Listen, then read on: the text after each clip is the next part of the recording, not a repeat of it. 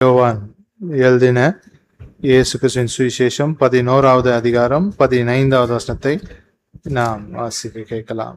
நான் அங்கே இராததினால் நீங்கள் விசுவாசம் உள்ளவர்களாய் இருக்கிறதற்கு ஏது உண்டென்று உங்கள் நிமித்தம் சந்தோஷப்படுகிறேன்.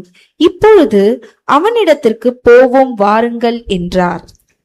கண்களை மூடி ஆண்டவரை நோக்கி பார்க்கலாம். பரிசுத்தமுள்ள பரலோக பிதாவே, வார்த்தையாக வெளிப்பட்ட இயேசு கிறிஸ்துவின் நாமத்தில் உம்முடைய சமூகத்திலே நாங்கள் வருகிறோம். அப்பா, ஆவியானவரே, எங்கள் மத்தியிலே உம்முடைய விருப்பத்தை நீ நிறைவேற்றும்படியாய் இந்த வேத வசனங்களை பயன்படுத்தும், எங்களுடைய வாழ்க்கையை மாற்றும்படியாய் வந்திருக்கிற உம்முடைய பிள்ளைகள், அவர்களுக்குள்ளே நீர் செய்ய நினைக்கிற கிரியைகள், அவர்களை நீ தேற்ற நினைக்கிற காரியங்கள் எல்லாவற்றையும் நீ செய்து முடிப்பீராக. உம்முடைய ஆளுகைக்குள்ள எங்களை அர்ப்பணிக்கிறோம். இயேசு கிறிஸ்துவின் நாமத்தில் ஜெபிக்கிறோம் பிதாவே. ஆமேன், ஆமேன், ஆமேன். கர்த்தருடைய நாமத்துக்கு மகிமை உண்டாவதாக. இன்றைக்கும் நாம் வாசித்த இந்த வேத வசனம் ரொம்ப பிரபலமான ஒரு அதிகாரத்துல வருகிற வசனம். யோவான் 11வது அதிகாரம். ஒருவேளை அந்த 11வது அதிகாரம் தெரியாம நிறைய பேர் இருக்கலாம்.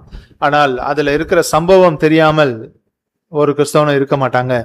லாசருவை கல்லறையை விட்டு எழுப்பின அந்த சம்பவத்தை அந்த அதிகாரத்துல தான் நாம் வேதத்துல பார்க்கிறோம். இந்த அதிகாரத்துல வருகிற ஒரு வசனத்தை தான் நாம் வாசித்தோம். இந்த வசனத்தை ஏற்கனவே இந்த வசனத்தை நான் பேசியிருக்கிறேன் ஒரு தடவை. அந்த வசனத்திலிருந்து காரியங்களை நான் பேசியிருக்கிறேன். இந்த நாளிலும் ஆவியானவர் அதை பேசும்படியாய் ஞாபகப்படுத்தும் போது நான் திரும்ப பேச வேண்டும் அப்படின்னு நினைக்கும் பொழுது வேத வசனம் எனக்கு ஞாபகத்துக்கு வந்தது. ஒரு வசனம் வாசிக்கலாம். மத்தேயு 13:52.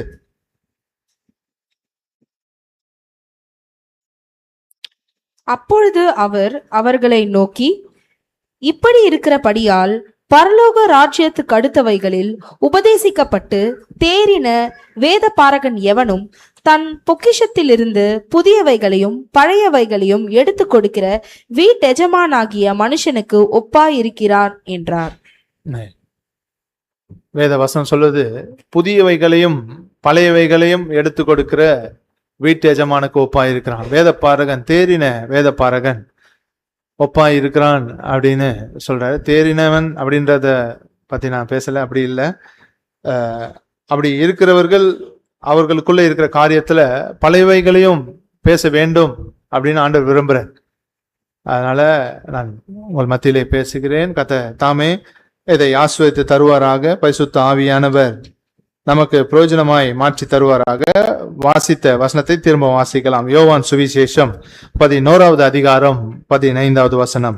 நான் அங்கே இராததினால் நீங்கள் விசுவாசம் உள்ளவர்களாகிறதற்கு ஏது உண்டென்று உங்கள் நிமித்தம் சந்தோஷப்படுகிறேன். இப்பொழுது அவனிடத்திற்கு போவோம் வாருங்கள் என்றார். ஆமென். இந்த வசனம் சொல்லப்பட்ட இடமும் அதற்கு காரணமும் என்ன அப்படின்னு சொல்லிட்டு இங்க அநேகருக்கு தெரியும். ஆனால் எல்லாருக்காகவும் நான் ஒரு தடவை சொல்றேன். பெத்தானியா என்கிற ஒரு கிராமத்திலே எருசலேமிலிருந்து ஒரு 2 மைல் தூரம், அதாவது ஒரு 3 கிலோமீட்டர் தூரத்துல இருக்கிற ஒரு கிராமம். அந்த கிராமத்துல இருக்கிற ஒரு குடும்பத்தில் 3 பேர் சகோதர சகோதரிகள் இருந்தாங்க. மரியாள், மார்த்தாள், லாசரு அப்படின்னு 3 பேர் இருந்தாங்க. அவர்களை ஆண்டவர் நேசித்தார்.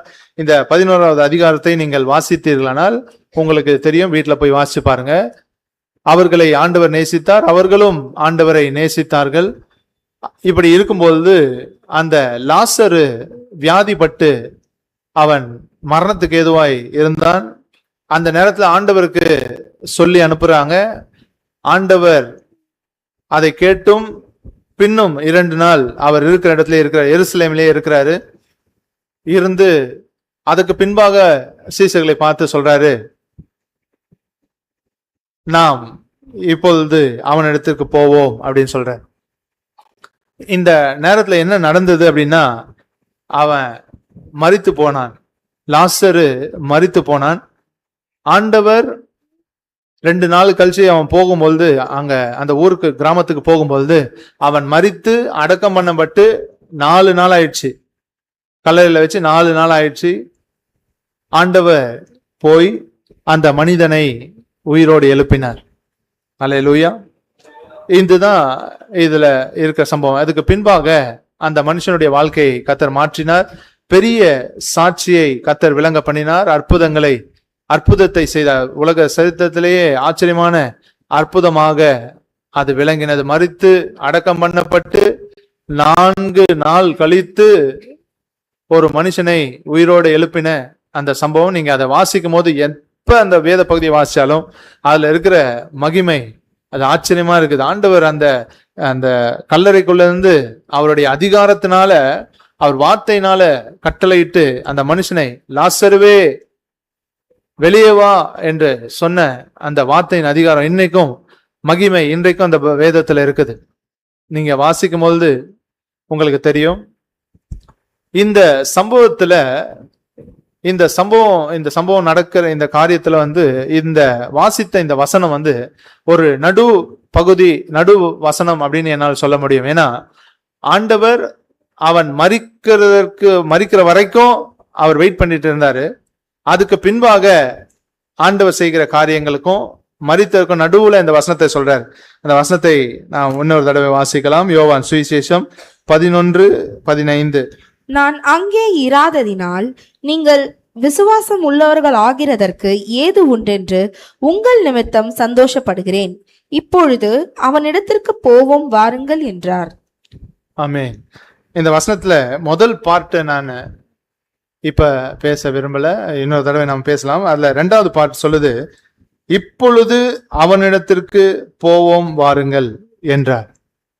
இந்த வசனத்துல இந்த வார்த்தை இப்பொழுது அப்படின்னு ஆண்டவர் சொல்ற அந்த வார்த்தை ஒரு பெரிய வெளிச்சத்தை எனக்குள்ள கொடுத்தது. ஆண்டவருடைய ஆவியான உதவியினால் நாம் அதை கொஞ்சம் தியானிக்கலாம். இப்பொழுது அப்படின்னு ஆண்டவர் சொன்ன அந்த வார்த்தையை நான் யோசித்து பார்க்கும் பொழுது, அது ஏதோ ஒரு பர்டிகுலர் டைம்ல தான் ஆண்டவர் சொல்றார். 11 மணி ஆகுது, 12 மணி ஆகுது, 12:01 12:02 இப்படி நிமிஷங்கள் ஓடிக்கொண்டுதான் இருக்குது. அந்த நேரத்துல ஏதோ ஒரு பர்டிகுலர் டைம்ல தான் ஆண்டவர் சொல்றாரு, சீசல பார்த்து சொல்றாரு, இப்பொழுது அவனிடத்துக்கு போவோம் அப்படின்னு சொல்றாரு. ஆண்டவருக்கு என்ன நடக்குது, என்ன பிரச்சனை நடக்குது, எப்படி விஷயங்கள் போகுது அப்படின்றத பத்தி அவருக்கு பிரச்சனையே இல்லை. அவருக்கான ஒரு நேரத்தை அவர் வைத்திருக்கிறார். ஹல்லேலூயா, ஹல்லேலூயா. அவருடைய நேரத்தில் அவர் செயல்படுகிறார். ஹல்லேலூயா.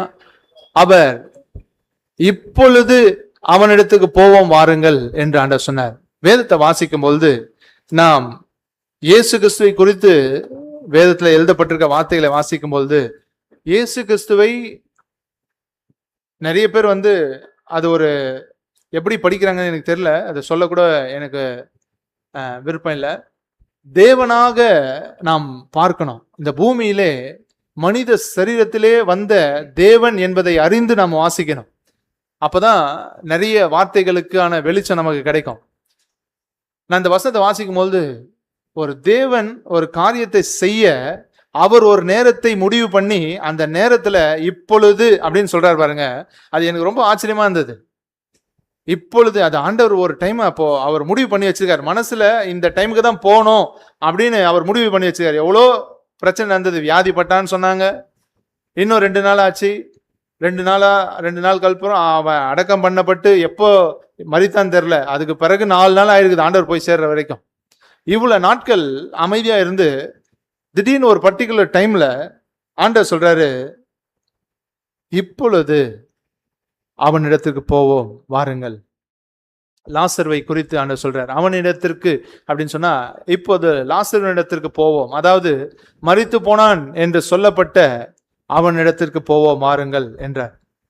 இயேசு கிறிஸ்து இன்றைக்கு நம் மத்தியிலே அதே வார்த்தையின் வல்லமையோடு கூட அதே வார்த்தையை இங்க இருக்கிற அநேகருக்கு கர்த்தர் தீர்க்கதரிசனமாக உரைக்கிறார். உடைய வாழ்க்கையில லாசருவின் வாழ்க்கை போல மரித்து கிடக்கிற காரியங்கள், செயல்படாமல் இருக்கிற காரியங்கள், நீங்க இதெல்லாம் நடக்கணும் அப்படின்னு நினைச்சிட்டு இருந்த காரியங்கள், எல்லா காரியங்கள் மேலும் இயேசு கிறிஸ்துவின் வார்த்தையின் வல்லமை வருது. ஆண்டவர் சொல்றாரு, இப்பொழுது. ஹல்லேலூயா, ஹல்லேலூயா. மனசுல ஒரு வார்த்தை மட்டும் பதியணும். என்ன அப்படின்னா, இப்பொழுது ஆண்டவர் அவருடைய வேலையை தொடங்குகிறார். ஹல்லேலூயா, ஹல்லேலூயா. இப்பொழுது அப்படின்னு ஆண்டவர் சொன்னார். உடனே அற்புதம் நடக்கல. அதுக்கப்புறம் அவர் ஊருக்கு போறாரு, போய் நிறைய காரியங்கள் நடக்குது. அதுக்கப்புறம் தான் அவர் உயிரோட எழுப்புறார். அற்புதம் லேட்டா தான், அப்புறம் தான் நடக்குது. ஆனால் அவருடைய வேலையை தொடங்குகிற ஒரு நேரம் ஒன்று உண்டு. ஹல்லேலூயா. இங்க தேவனுடைய ஆலயத்துல நீங்க உட்கார்ந்து கொண்டிருக்கிற இந்த வேலையிலே தேவன் உங்களை பார்த்து சொல்றார், இப்பொழுது உன்னுடைய காரியத்துக்காக என் கரத்தை உயர்த்துகிறேன். ஹல்லேலூயா. உன்னுடைய காரியங்களை நான் மாற்றும்படியாய் என்னுடைய வார்த்தையை நான் அனுப்புகிறேன். ஹல்லேலூயா. உங்களுக்காக தேவனுடைய இருதயத்துக்குள்ள ஒரு நேரம் வந்திருக்குது. தேவனுடைய இருதயத்துக்குள்ள உங்களுக்கான ஒரு நேரம் வந்திருக்குது. ஆண்டவரே, எந்த நேரம் அப்படின்னு நீங்க கேட்டீங்கன்னா ஆண்டவர் சொல்றாரு, நவ். ஹல்லேலூயா. இப்பொழுதே, இப்பொழுதே, இப்பொழுதே அவனிடத்திற்கு போவோம், வாருங்கள் என்று ஆண்டவர் சொன்னார். தேவன் இன்றைக்கு தீர்க்கதரிசனமான ஒரு வார்த்தையை, அநேக கேள்விகளுக்கு பதில் கொடுக்கிற ஒரு வார்த்தையாக நம்மோடு கூட பேச விரும்புகிறார். அவர் உங்களுடைய எல்லா காரியங்களையும் மாற்ற உயிர்த்தெழுதலின் வல்லமையோடு, உயிர்த்தெழ பண்ணுகிற வல்லமையோடு சபையிலே, ஆலயத்திலே வந்திருக்கிறார். ஹல்லேலூயா.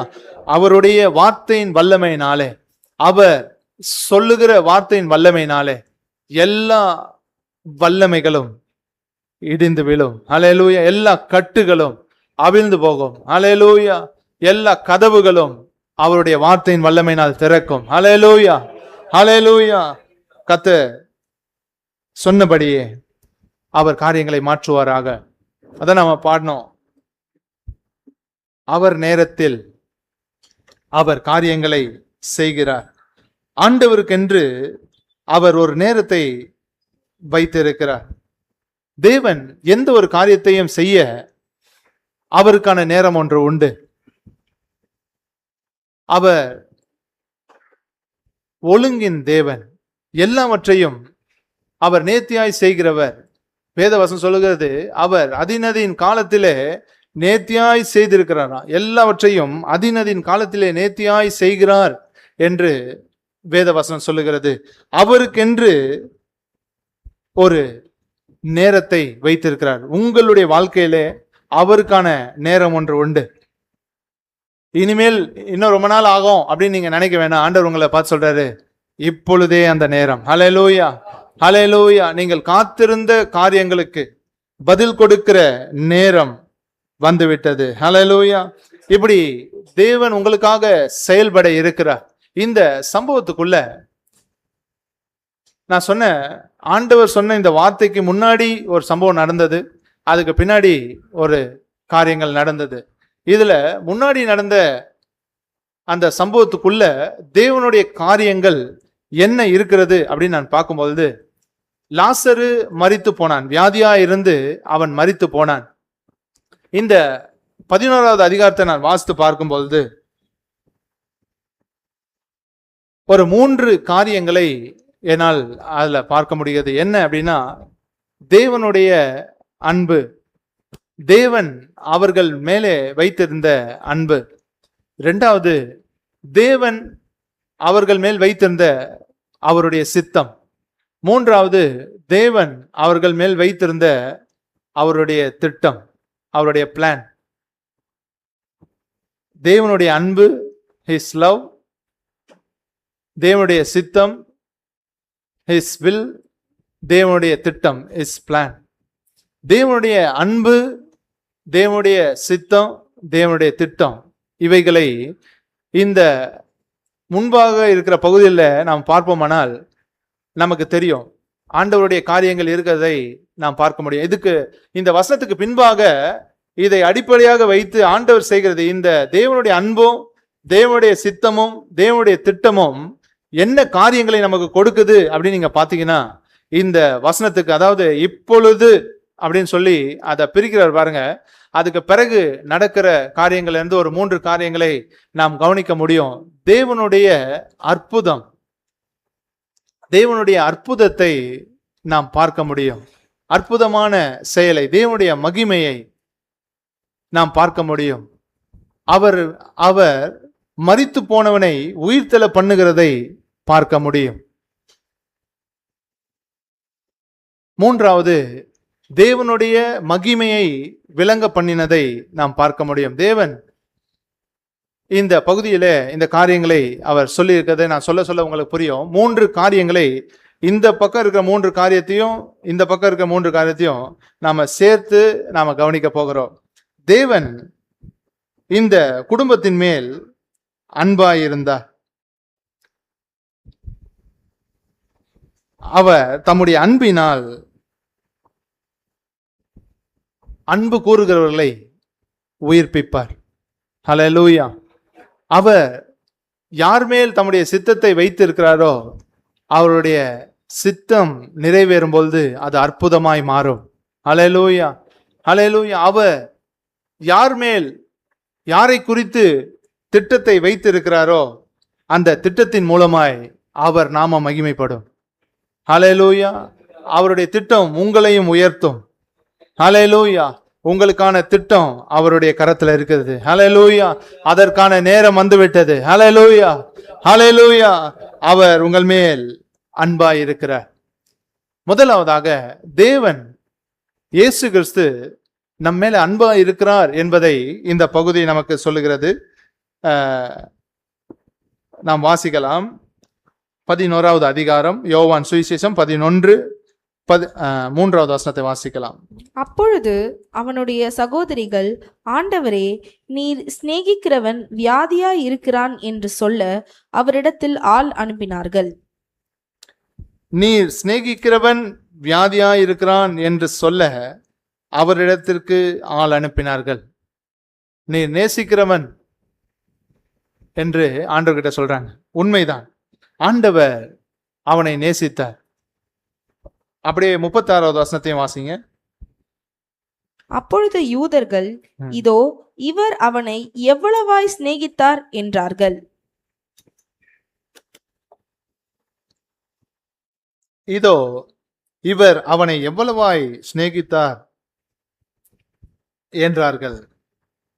ஆண்டவர் அவர் நேசிக்கிற அவருடைய பிள்ளைகள் மேல சித்தத்தை வைத்திருக்கிறார், திட்டத்தை வைத்திருக்கிறார். இவை எல்லாமே அவர் நேசிக்கிறவர்கள் மேலதான் அவைகளை செயல்படுத்த விரும்புகிறார். இந்த உலகத்தில் இருக்கிறவர்கள் எப்படி இருக்கிறாங்க அப்படின்றத நம்ம அடுத்த குறிப்பில் நான் உங்களுக்கு சொல்றேன். ஆண்டவர் அவர் நேசிக்கிறவர்களுக்கு, அவர் நேசிக்கிறவர்களுடைய வாழ்க்கையிலே தம்முடைய சித்தத்தையும் தம்முடைய திட்டத்தையும் நிறைவேற்ற விளங்க பண்ண அவர் சந்தோஷத்தோட காரியங்களை செய்கிறார். ஹல்லேலூயா, ஹல்லேலூயா. அவர் சந்தோஷத்தோட ஏற்ற நேரங்களிலே காரியங்களை வெளிப்படுத்தி நம்மை ஆசீர்வதிக்கிறார். அவர் நம்மை நடத்துகிற பாதையில நாம் அடிக்கடியாய் மறக்கிற ஒரு விஷயம் என்னன்னா, அவர் நம்மை நேசிக்கிறார் அப்படின்றத. நம்மை நேசிக்கிறவர் நமக்கு தீமை செய்வாரா? நம்மை நேசிக்கிறவர் உங்களுக்கு ஆபத்துக்கு இடம் கொடுப்பாரா? நிச்சயமா கொடுக்க மாட்டார். அவர் உங்களை நேசிக்கிறார். ஹல்லேலூயா. இயேசு உங்களை நேசிக்கிறார். லாசருவை குறித்து கூட பாருங்களேன், அவன் வியாதியா இருக்கிறான் அப்படின்னு சொல்றாங்க. நீர் நேசிக்கிற ஒருத்தன் வியாதியா இருக்கிறான், நம்மள இருந்தா என்ன பண்ணுவோம்? உடனே ஓடிடுவோம். ஆனா ஆண்டவர் வெயிட் பண்றார் பாருங்க. வெயிட் பண்ணி அவர் பொறுமையா தான் வர்றாரு. அதுக்குள்ளேயே அவன் இறந்தே போயிட்டான், செத்தே போயிட்டான். அதுக்கு பிறகு செத்ததுக்கு அப்புறமாவது வந்திருக்கலாம் அந்த நியூஸ் கேட்டு. இன்னைக்கு இப்படி நடந்தா என்ன ஆகும் ஒரு ஊழியக்காரனோட நிலைமை? உயிரோட எழுப்பிட்டா தப்பிச்சிட்டோம். ஆண்டவர் அவர் பாருங்க, அவருடைய நேரத்துல அவர் வருகிறார். அவர் நேரத்தை, காரியங்களை எப்படி செய்கிறார் அப்படின்றது நமக்கு புரியாது. ஆனா ஒன்றை நாம் புரிந்து கொள்ள வேண்டும், என்னன்னா அவர் நம்மை நேசிக்கிறார். ஹல்லேலூயா. நம்மை நேசிக்கிற தேவன் நமக்கு தீமை செய்யவே மாட்டார். ஹல்லேலூயா. அவர் உங்களை நேசிக்கிறதுனால உங்களுடைய வாழ்க்கையில நடக்கிற எல்லாம் நன்மைக்கு ஏதுவாகவே. ஹல்லேலூயா. அதனால்தான் ரோமர் புத்தகத்தில் நாம் வாசிக்க வேண்டாம். அன்றியும் அவருடைய தீர்மானத்தின்படி அழைக்கப்பட்டவர்களாய் தேவனிடத்தில் அன்பு கூறுகிறவர்களுக்கு சகலமும் நன்மைக்கு ஏதுவாகவே நடக்கிறது. ஹல்லேலூயா. ஹல்லேலூயா. அவர் உன்னை நேசிக்கிறார். உன்மேல் அவருடைய சித்தம் இருக்குது, உன்மேல அவருடைய திட்டம் இருக்கிறது. உன்னுடைய வாழ்க்கையில அவர் அற்புதம் செய்வார், உன்னை அவர் உயிர்ப்பிப்பார். ஹல்லேலூயா. ஹல்லேலூயா.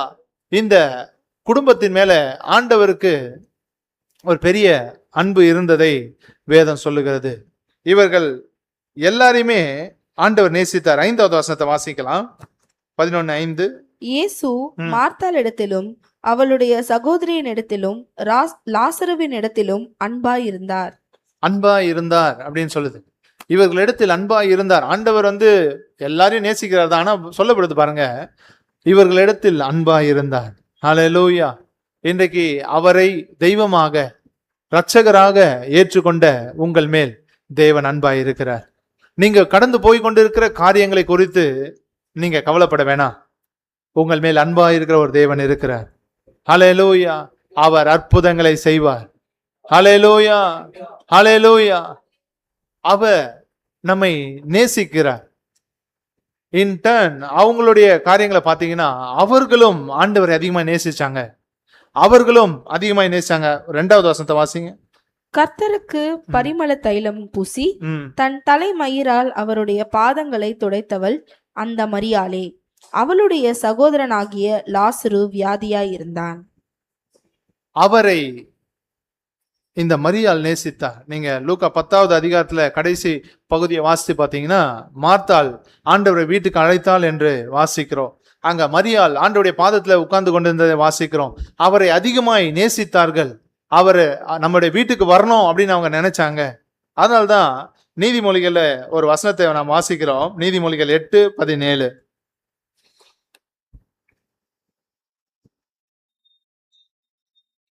என்னை சிநேகிக்கிறவர்களை நான் சிநேகிக்கிறேன், அதிகாலையில் என்னை தேடுகிறவர்கள் என்னை கண்டடைவார்கள். என்னை சிநேகிக்கிறவர்களை நான் சிநேகிக்கிறேன். இது அந்த வேத பகுதி ஞானத்தை குறித்து பேசிக் கொண்டிருக்கிறது. ஞானம் பேசுகிறதை அந்த வேத பகுதி சொல்லுது. வேத வசனத்தின்படி அவரே தேவனால் நமக்கு ஞானம். ஹல்லேலூயா. அவரை நேசிக்கிறவர்களை அவர் நேசிக்கிறார். அவரை வெறுக்கிறவர்களை கூட அவர் நேசிக்கிறார் தான். ஆனா அவரை நேசிக்கிறவர்கள் மேலே அவருக்கு இருக்கிற அந்த நேசத்தின் வல்லமை அவர்களுடைய வாழ்க்கையை ஆசீர்வதிக்கும். ஹல்லேலூயா. அவருடைய வாழ்க்கையிலே அற்புதங்களை கொண்டு வரும். உண்மையாகவே இந்த லாசருவை தேவன் கல்லறையை விட்டு உயிரோடு எழுப்பினார். அந்த வசனத்தை வாசிக்கலாம். 44வது வசனம். அப்பொழுது மரித்தவன் வெளியே வந்தான். அவன் கால்களும் கைகளும் பிரேத சீலைகளினால் கட்டப்பட்டிருந்தது. அவன் முகமும் சீலையால் சுற்றப்பட்டிருந்தது. இயேசு அவர்களை நோக்கி, இவனை கட்டவிழ்த்து விடுங்கள் என்றார். கட்டவிழ்த்து விடுங்கள் என்றார். ஆண்டவர் லாசருவை உயிரோடு எழுப்பினார். இன்றைக்கு ஆண்டவரை நேசிக்கிற, ஆண்டவரால் நேசிக்கப்படுகிற ஒரு சிலருடைய வாழ்க்கையிலே இந்த லாசருவின் அனுபவத்தை போல கல்லறைக்குள்ள இருக்கிற அனுபவங்கள் உண்டு. பரிசுத்த ஆவியானவர் இன்றைக்கு அவைகளை உடைத்து உங்களை வெளியே கொண்டு வர விரும்புகிறார். ஹல்லேலூயா. இதற்கு ஒரே ஒரு காரணம், அவர் உங்களை நேசிக்கிறார். ஹல்லேலூயா. ஹல்லேலூயா. பேதுரு இயேசு கிறிஸ்துவை நேசித்தான். ஆனால் அவன் கர்த்தரை விட்டு போயிட்டான். கர்த்தரை விட்டு அவன் போனான். ஆனால் அவர் அவன் மேலே அன்பு வைத்ததுனாலே அவனை தேடி சென்றார். அவனை தேடி சென்றார். நான் சொல்லுகிற காரியத்தில் நீங்க கவனிக்க வேண்டியது என்ன அப்படின்னா, இயேசு கிறிஸ்து உங்களை நேசிக்கிறார். நீங்க போகிற காரியங்கள், நீங்க பார்க்கிற காரியங்கள் உங்களுடைய வாழ்க்கையில புரியாதவைகளை போல இருக்கலாம். உங்களால ஏற்றுக்கொள்ள முடியாதவைகளா இருக்கலாம். ஒருவேளை வேதனையான காரியத்தை போல தெரியலாம். ஆனால் எல்லாம் உங்களுக்கு அற்புதம் செய்வதற்காக. ஹல்லேலூயா, ஹல்லேலூயா.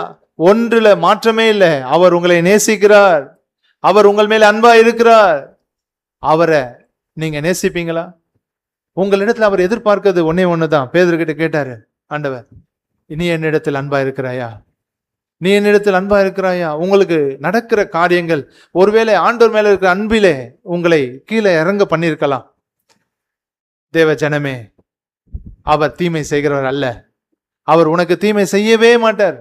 அவர் உன்னை நேசிக்கிறார். ஹல்லேலூயா, ஹல்லேலூயா. அவரை பார்த்து நீங்க என்ன சொல்லணும்னு அவர் எதிர்பார்க்கிறார் தெரியுமா?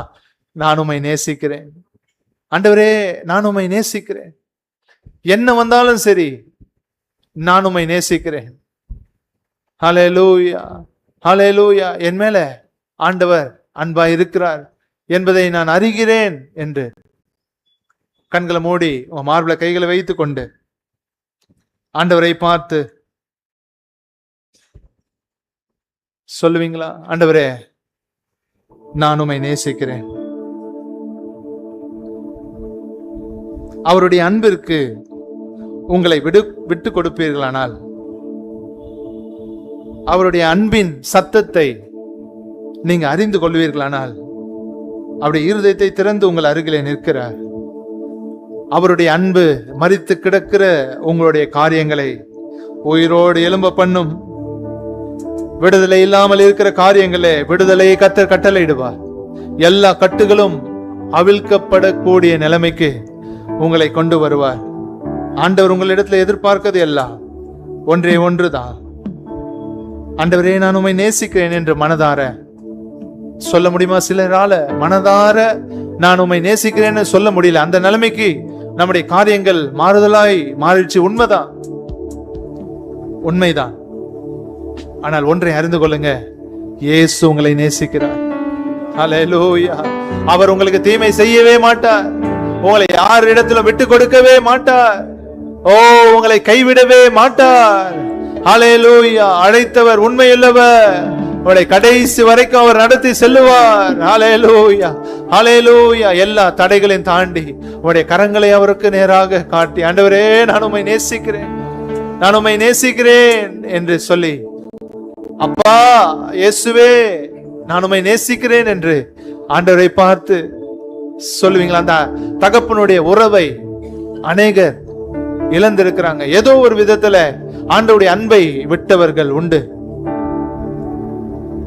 கர்த்தர் உங்களோடு கூட பேசுகிறார். ஒரு சிலரோடு கூட கர்த்தர் தீர்க்கதரிசனமாக பேசுகிறார். உங்களை அவர் உயிர்ப்பிக்க விரும்புகிறார். ஹல்லேலூயா. லாசருவே, வெளியே வா என்று அழைத்த தேவனுடைய வார்த்தையின் வல்லமை அவர் முடிவு பண்ணிட்டார். உன்னுடைய வாழ்க்கையை மாற்ற, உடைய காரியங்களை மாற்ற அவர் முடிவு பண்ணிவிட்டார். இப்பொழுது அவனிடத்துக்கு போவோம், மாறுங்கள் என்று சொன்னார். இப்பொழுதே அந்த நேரம். ஹல்லேலூயா, ஹல்லேலூயா, ஹல்லேலூயா. நம்முடைய காரியம், ஆண்டவரே, நான் உம்மை நேசிக்கிறேன். அப்பா, உம்மை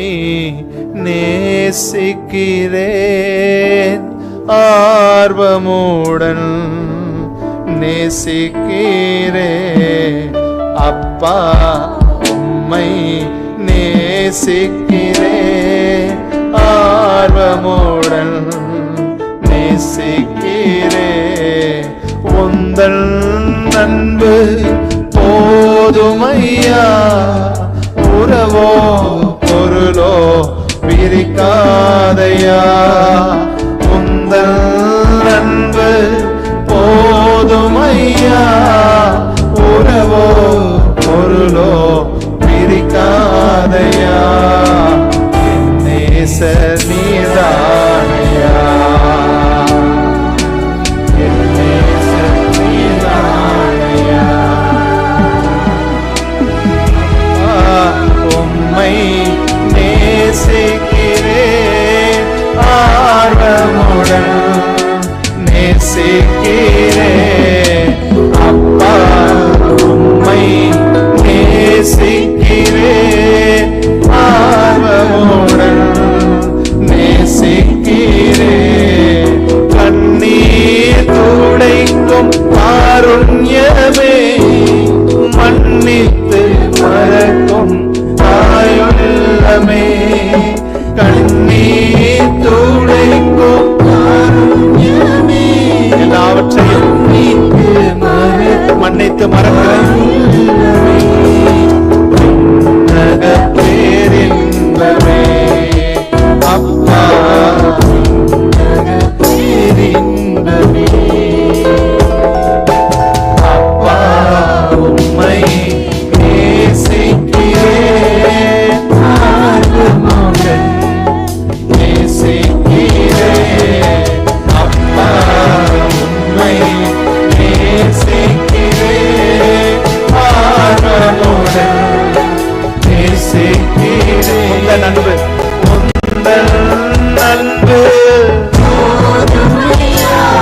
சொல்லாம என்ன வந்தாலும் அன்பு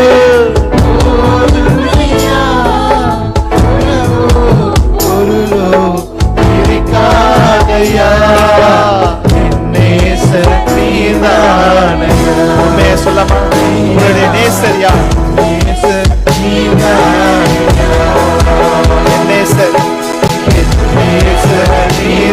ஆண்டவரை பார்த்து சொல்லாமா ஆண்டவரே உங்களை நேசிக்கிறேன் என் நேசர் நீர்தான் ஓ மறுபடிய உந்தன் அன்பு போதுமையா உந்தன் அன்பு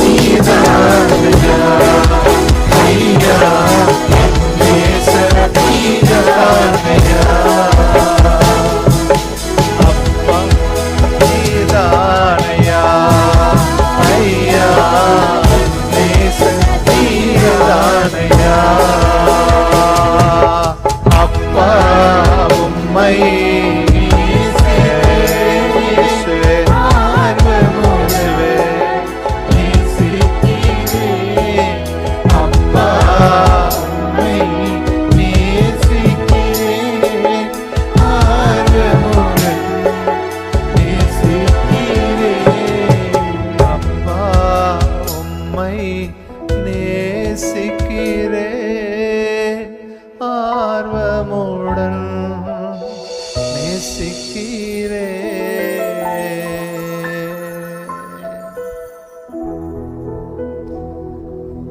ஆண்டவரை பார்த்து ஆண்டவரே நான் உம்மை நேசிக்கிறேன், நான் உம்மை நேசிக்கிறேன், எந்த உயிரை பார்க்கிலும் நான் உம்மை நேசிக்கிறேன், எந்த உயிரை பார்க்கிலும் ஆராதிப்பேன் உம்மை நான் உண்மை மனதுடன்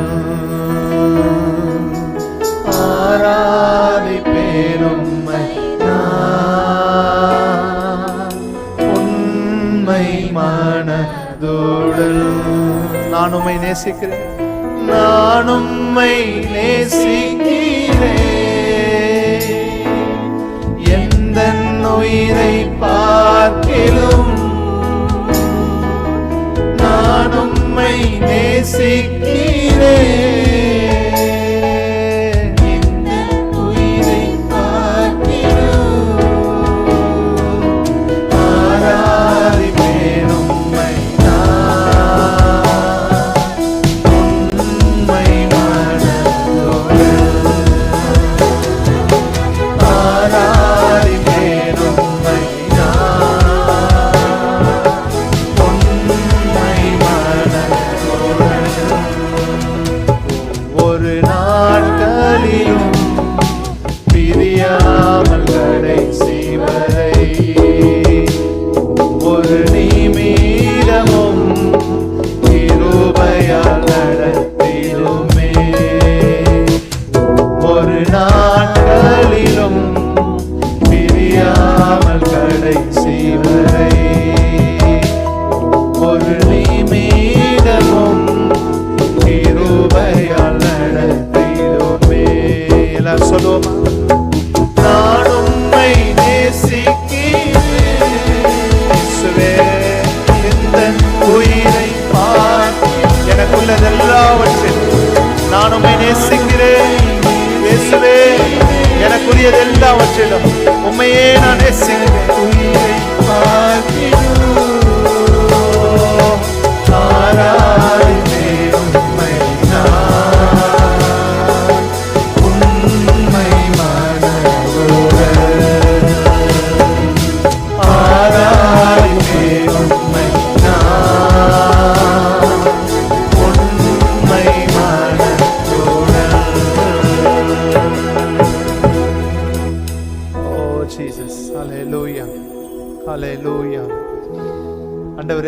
உம்மை நேசிக்கிறேன் என்று ஆண்டவரை பார்த்து நாம் சொல்ல வேண்டும். அடிக்கடியாய் சொல்லுவேன், ஆண்டவர் நம்மை நேசிக்கிறார், அவருடைய அன்பு நமக்கு இருக்கிறது. அவருடைய பிரசன்னத்துல அநேக தடவை நான் ஜெபம் பண்ணும்போது, ஆண்டவரே உம்முடைய அன்பினால என்னை நிரப்பும் என்று சொல்லி நான் கேட்கிறது உண்டு. ஆனால் ஆவியானவர் என் மனதுக்குள்ள வெளிப்படுத்தின காரியத்துல ஒன்று, ஆண்டவரே உம்முடைய அன்பினால என்னை நிரப்பும் அப்படின்னு சொல்ற வார்த்தையை விட, ஆண்டவரே நான் உம்மை நேசிக்கிறேன் என்று சொல்லுகிற வார்த்தை அவருக்கு மிகவும் சந்தோஷமா இருக்கும். உம்முடைய அன்பினாலே என்னை நிரப்பும் அப்படின்னு சொல்லும் பொழுது நாம் சந்தோஷத்தை அனுபவிக்க நாம் கேட்கிறோம். நான் உம்மை நேசிக்கிறேன் என்று சொல்லும் போது அவரை நாம் சந்தோஷப்படுத்துகிறோம். ஹல்லேலூயா. அவர் இருதயம் சந்தோஷப்படுத்தி விட்டார். ஹல்லேலூயா. மரித்து போயிருக்கிற காரியங்களை உயிர்ப்பிக்க அவர் எழுந்தருளுவார். உங்களுக்கான நேரத்தை அவர் குறிப்பார். ஹல்லேலூயா, ஹல்லேலூயா, ஹல்லேலூயா. நான் உம்மை நேசிக்கிறேன். ஹல்லேலூயா, ஹல்லேலூயா, ஹல்லேலூயா. நம்மை நேசிக்கிற நல்ல தேவனுக்கு கரங்களை தட்டி நன்றி செலுத்தலாமா? ஹல்லேலூயா. ஆமென்.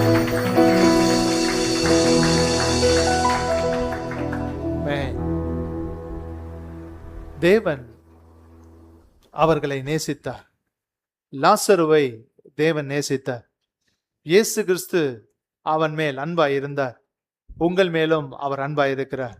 உங்களுக்கு அவர் தீமை செய்யவே மாட்டார். இரண்டாவது, தேவனுடைய சித்தம் அவனுடைய வாழ்க்கையில இருந்ததை நாம் பார்க்க முடியும். 11வது அதிகாரம் 2வது வசனத்தை நாம் வாசிக்கலாம். கர்த்தருக்கு பரிமள தைலம் பூசி தன் தலை மயிரால் அவருடைய பாதங்களை துடைத்தவள் அந்த மரியாளே. அவளுடைய சகோதரனாகிய லாசரு வியாதியாய் இருந்தான். அவளுடைய சகோதரனாகிய லாசரு வியாதியாய் இருந்தான். எது தேவ சித்தம் அப்படின்னா வியாதியாய் இருந்தான். அதான் தேவ சித்தம். இந்த வசனத்துல தேவ சித்தம் எது அப்படின்னு பார்த்தானா வியாதியாய் இருந்தான். ஒரு உண்மையான சத்தியம் ஒண்ணு இருக்குது. என்ன அப்படின்னா, நாம் வியாதியா இருப்பது அவருக்கு சித்தமே இல்லை. குஷ்டரோகி ஆண்டவர்கிட்ட வந்து கேட்கும் பொழுது, உமக்கு சித்தமானால் என்னை சுத்தமாக்க உமாலே ஆகும் அப்படின்னு சொன்னான். ஆண்டவர் சொன்னாரு, எனக்கு சித்தம் உண்டு. நம்முடைய சுகம், நம்முடைய ஆரோக்கியம் தேவ சித்தம். ஹல்லேலூயா. இத நீங்க விசுவாசிக்க பழகணும். உங்களுக்கு வியாதி பலவீனங்கள் அப்படின்னு பிசாசு பயமுறுத்தும் பொழுது இந்த ஒரு உண்மையான ஒரு சத்தியம், இது முக்கியமான சத்தியம்.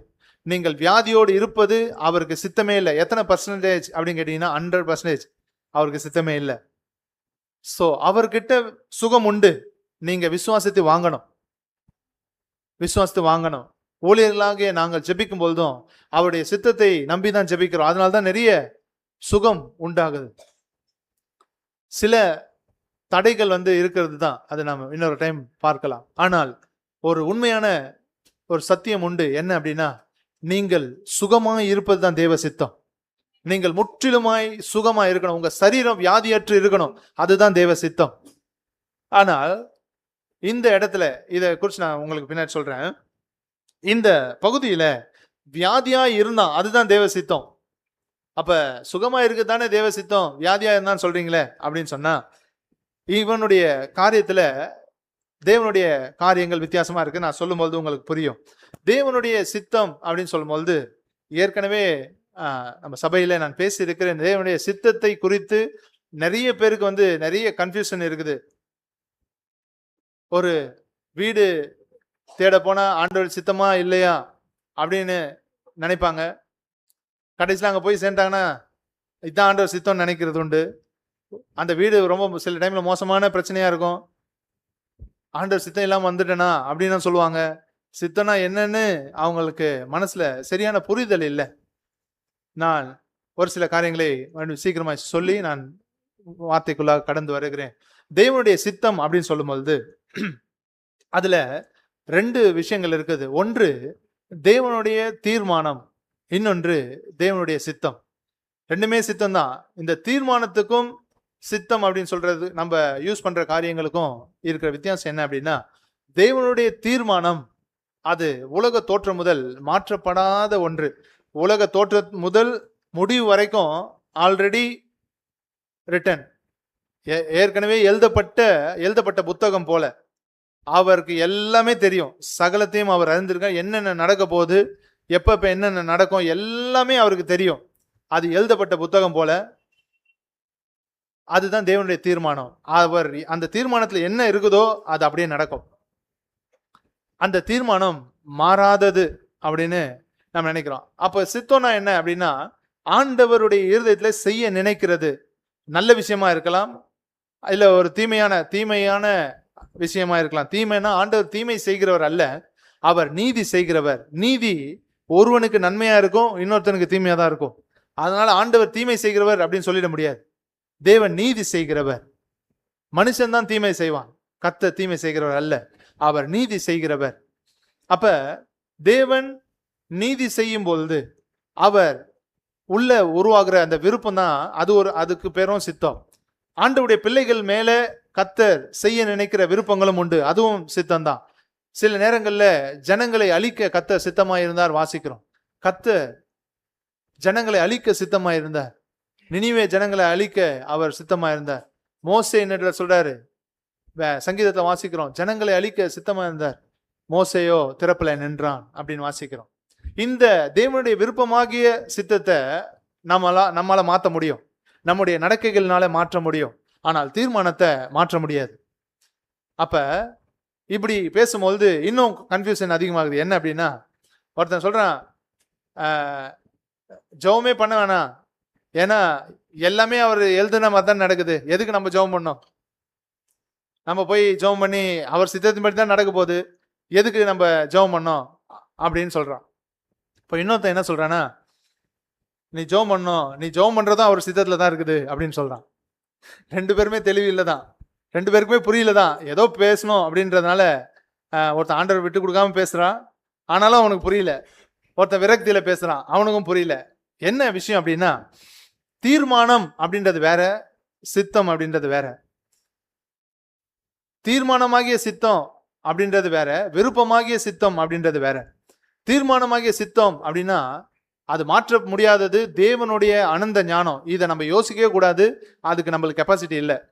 இதை பத்தி பேசவும் கூடாது, பேசுனா நம்மளுக்கு கன்ஃபியூஷன் தான் வரும் அப்படின்றத புரிஞ்சுட்டு அமைதியா விட்டுறணும். அதை பத்தி நம்மளுக்கு அதை டச் பண்ணக்கூடாது.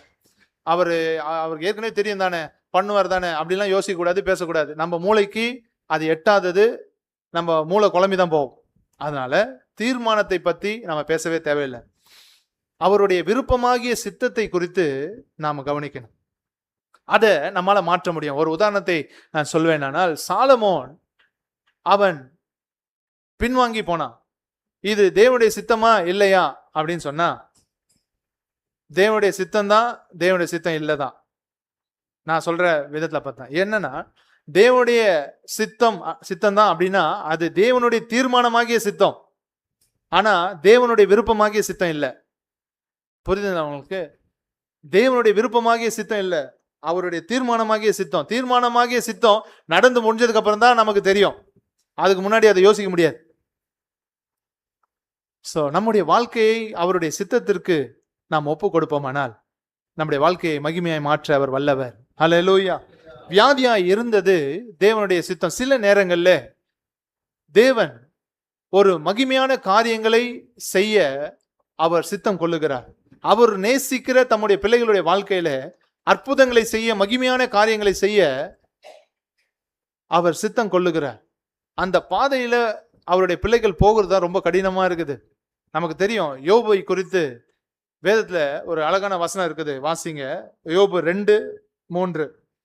யோபு புத்தகம் 2வது அதிகாரம் 3வது வசனம்.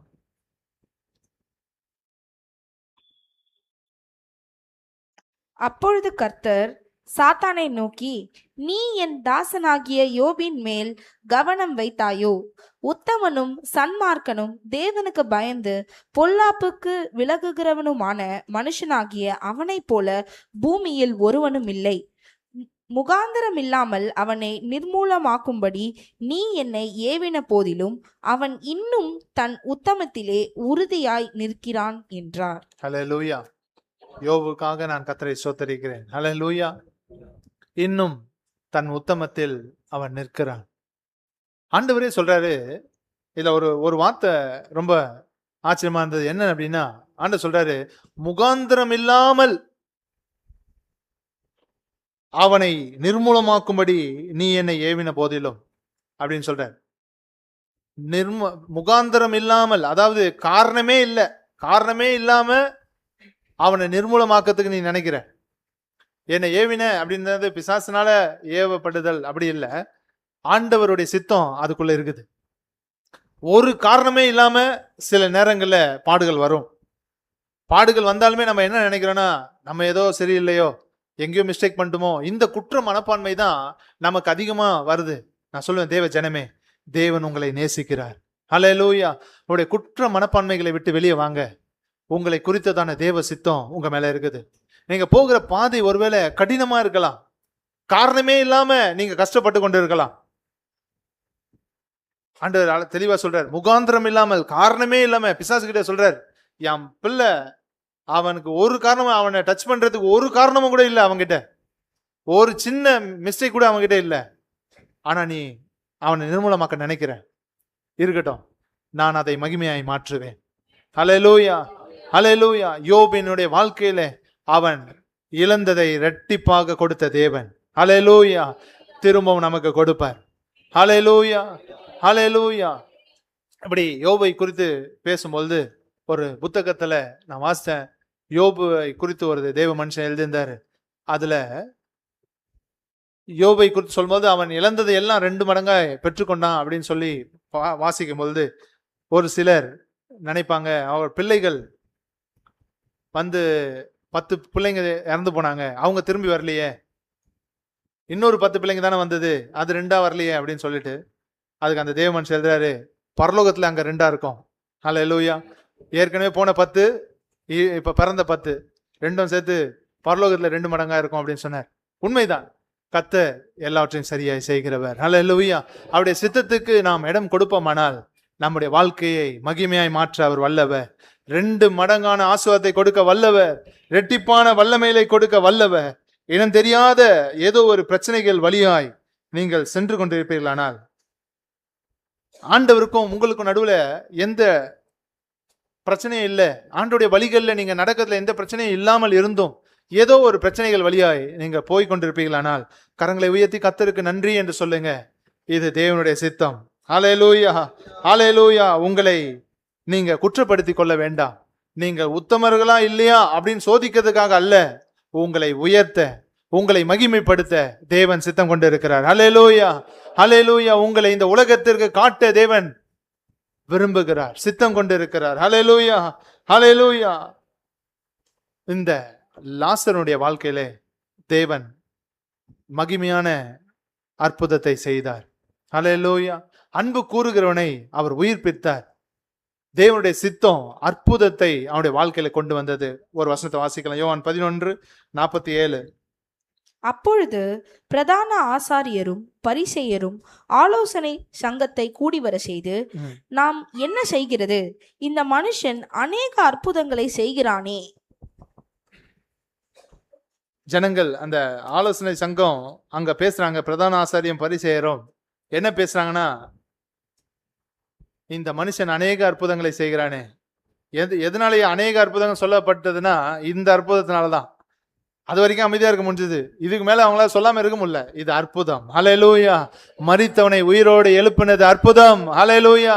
அதிசயங்களை செய்கிறவர் நம் நடுவில் இருக்கிறார். ஹல்லேலூயா. அவர் தண்ணீரை திராட்சரசமாக மாற்றுவார். ஹல்லேலூயா. ஹல்லேலூயா. ஹல்லேலூயா. அவரால் செய்ய முடியாத அதிசயமான காரியம் ஒன்றுமே இல்லை. அவருடைய சித்தத்திற்கு நாம் நம்மை அர்ப்பணிப்போமானால், அவருடைய சித்தத்திற்கு நம்மை விட்டு கொடுப்போமானால், அவர் அற்புதங்களை செய்ய வல்லவர். ஹல்லேலூயா. அவருடைய சித்தத்திற்கு என்னை விட்டு கொண்டா நான் என்ன பண்ணணும் அப்படின்னா, அமைதியா இருந்துருங்க போதும். எந்த செயலுமே செய்யாம, அவசரப்படாம அமைதியா இருந்தீங்கன்னா கர்த்தர் சரியான இடத்துல கொண்டு வந்து நிறுத்துவார். ஹல்லேலூயா. ஹல்லேலூயா. ஆண்டவர் அவருடைய சித்தத்தை நம்முடைய வாழ்க்கையில விளங்க பண்ணும்போது நம்முடைய மனசுல எதிர்மறையா, அதாவது ஆப்போசிட்டா தோன்றுகிற ஒரு சில காரியங்கள் உண்டு. என்ன என்ன அப்படின்னு பார்த்தீங்கன்னா, இந்த பகுதியை நீங்க வாசி பார்த்தீங்கன்னா நமக்கு தெரியும். ஆண்டவர் அவருடைய சித்தத்தை விளங்க பண்ணுகிற அந்த நேரத்துக்குள்ள நம்மை குறித்து ஆண்டவருடைய மனசுல எப்படி இருக்குது அப்படின்னு நாம எப்படி நினைப்போம்னா, அவர் நம்ம கவனிக்கவே இல்லை, அவர் நம்மளை கவனிக்கவே இல்லை. ஆண்டவர் எங்க என்ன கவனிச்சாரு? நான் போற பாதையை அவருக்கு தெரிஞ்சா என்னை இப்படி விட்டுருப்பாரா? நீர் இங்க இருந்தீரானால் அவன் மறுத்திருக்க மாட்டானே. அப்ப நீர் இல்ல, அந்த இடத்துல நீங்க இல்ல அப்படின்னு அவங்க சொல்றான். அவர் எங்கும் இருக்கிறவர், அவருக்கு எல்லாம் தெரியும். அல்லேலூயா. நீ போகிற பாதையை அவர் அறிவார், நான் செல்லும் பாதையை என் நேசர் அறிவார். அல்லேலூயா. என் தேவைகளை அவர் அறிவார். அல்லேலூயா. என் வியாதிகளை அவர் அறிவார். எல்லாம் அவர் அறிந்திருக்கிறார். அவர் என்னை கவனிக்காமல் இருக்கிறார் அப்படின்னு நீங்க நினைக்க வேணாம்.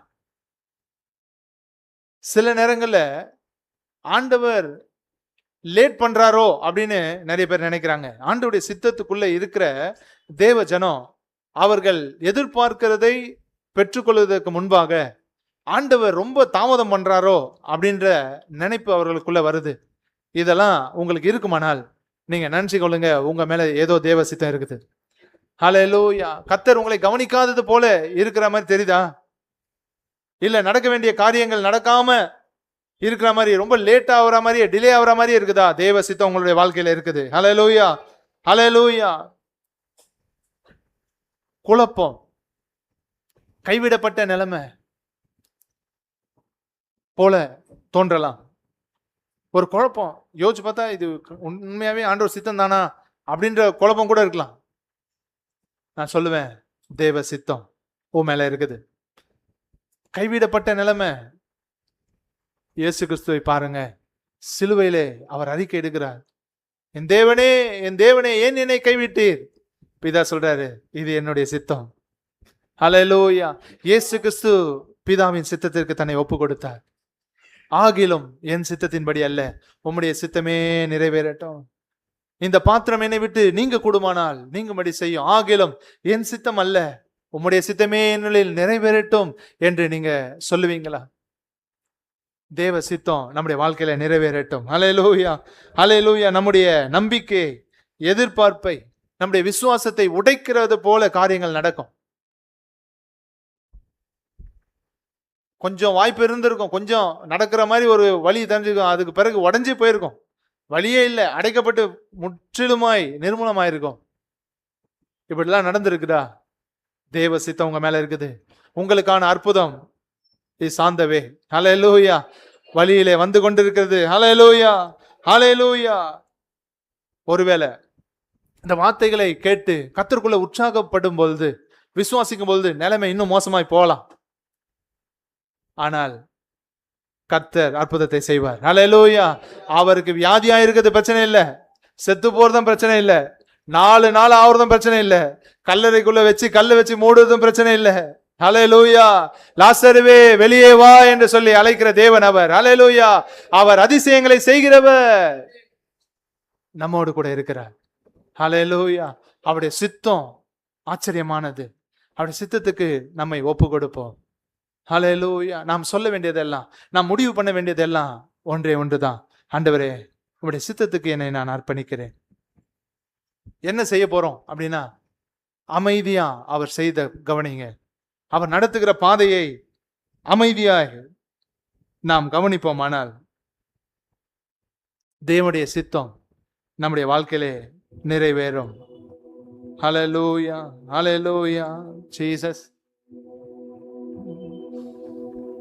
சித்தம் போல் என்ன என்றும் பரனே நீ நடத்தோம்.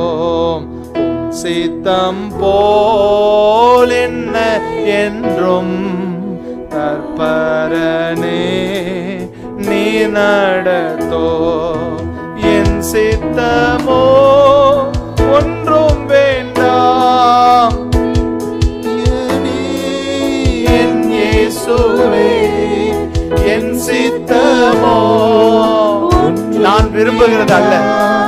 என்னுடைய விருப்பம் அல்ல, என்னுடைய நோக்கம், என்னுடைய திட்டம் அல்ல. என் சித்தமோ ஒன்றும் வேண்டாம், என் பிரியனே என் இயேசுவே. என் சித்தமோ ஒன்றும் வேண்டாம், என் பிரியனே என் இயேசுவே. என் சித்தமோ ஒன்றும் வேண்டாம், என் பிரியனே இயேசுவே. திருமார்பில் நான் சாய்ந்திடுவேன், மறுபிரயாண காலம் வரை. திருமார்பில் நான் சாய்ந்திடுவேன், அவருடைய மார்பில் சாய்ந்து பிரயாண காலம் வரை. பரணே உந்தன் திருசித்தத்தை அறிவதல்லோ தூய வழி. பரணே உந்தன் திருசித்தத்தை அறிவதல்லோ தூய வழி. பரணே உந்தன் திருசித்தத்தை அறிவதல்லோ சித்தம் போல் என்ன என்றோ நீ நடத்தும். சித்தம் போல் என்னை ஜபமாக நாம் பாடலாம். நீ நடத்தும். என் சித்தமோ ஒன்று வேண்டாம், சித்தமோ ஒன்று வேண்டாம், என் பிரியனே என் சித்தமோ ஒன்றும் வேண்டாம், என் பிரியமே இயேசுவே. என் சித்தமோ ஒன்றும் வேண்டாம், என் பிரியனே இயேசுவே. தேவ சித்தம் நிறைவேற என்னையும் ஒப்படைக்கிறேன்.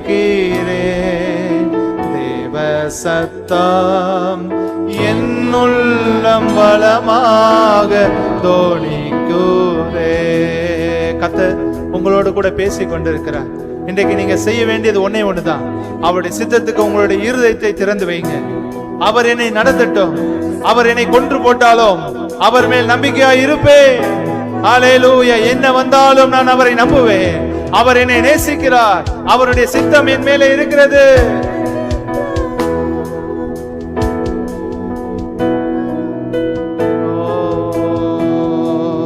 முட்களுக்குள் மலர்கின்றதோர் மக்களை கவரும் லீலி புஷ்பம் போல். முட்களுக்குள் மலர்கின்றதோர் மக்களை கவரும் லீலி புஷ்பம் போல். என்னையுமே சாயலாய் என்றென்றும் உருவாக்குவார். விசுவாசத்தோட என்னையுமே தம் சாயலாய் என்றென்றும் உருவாக்குவார். தேவ சித்தம் நிறைவேற என்னையும் ஒப்படைக்கிறேன். ஒப்படைப்போமா ஆண்டவர் சமூகத்துல? ஆண்டவருடைய வார்த்தை உங்களுடைய இருதயத்துக்குள்ளே பலமாக தேவ சித்தத்துக்கு உங்களை அர்ப்பணிக்கும்படி.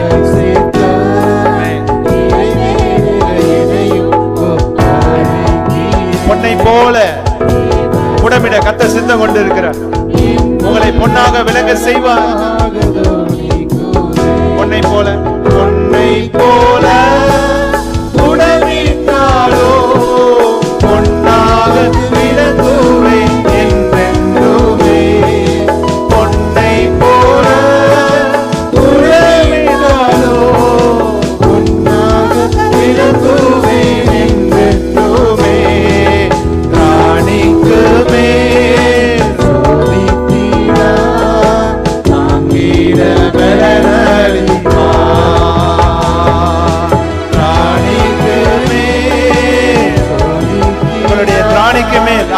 சோதிக்க மாட்டார். அவர் நல்லவர், அவர் உங்களை நேசிக்கிறார். சித்தம் நிறைவேற என்னையும் ஒப்படைக்கிறேன்.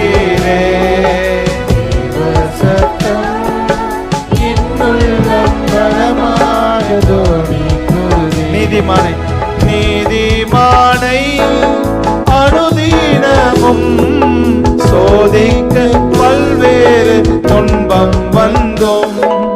நீதிமானை அனுதினமும் சோதிக்க பல்வேறு துன்பம் வந்தோம்.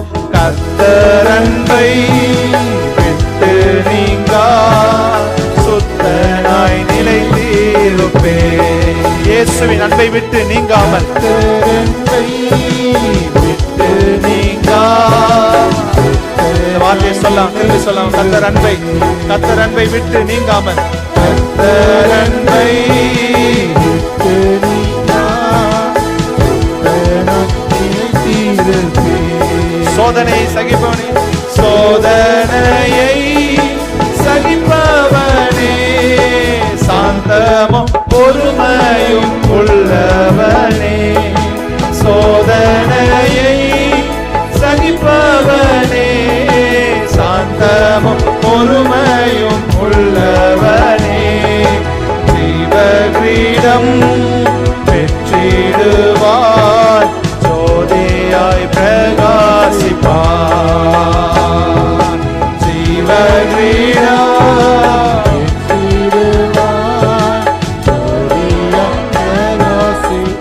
முன்னறிந்து அழைத்தவரே, முன்னறிந்து அழைத்தவரே, முன்னின்று நலமுடன் நடத்துவார்.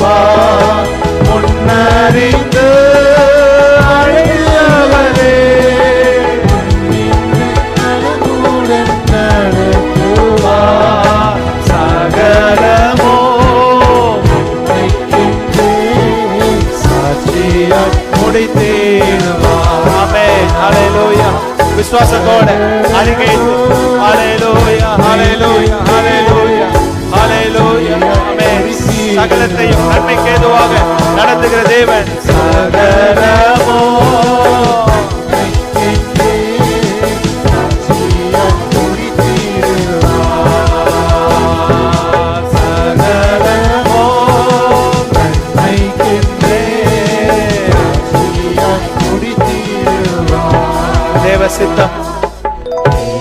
சித்தம் நிறைவேற என்னையும் ஒப்படைக்கிறேன். தேவ சத்தம் என்னுள்ளம் பலமாக தோணிக்குதே. தேவ சித்தம் நிறைவேற என்னையும் ஒப்படைக்கிறேன். தேவ சத்தம் என்னுள்ளம் பலமாக